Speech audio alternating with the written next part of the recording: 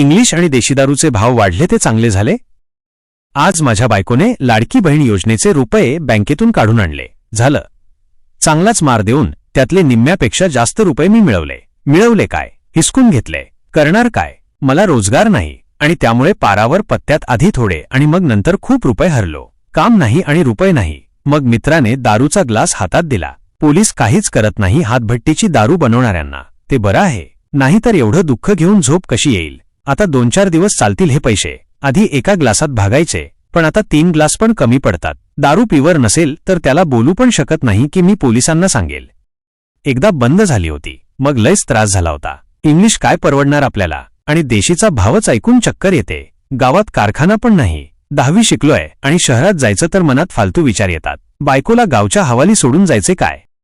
लचके तोडायला. आपलं सरकार लय चांगलं. एक मस्त घोट घेतो आता. उद्यापासून दारूचेही भाव वाढवले म्हणतात. देशी आणि इंग्लिशवाल्यांनो, आम्ही तुमच्या दुःखात सहभागी आहोत. Like, share, follow, subscribe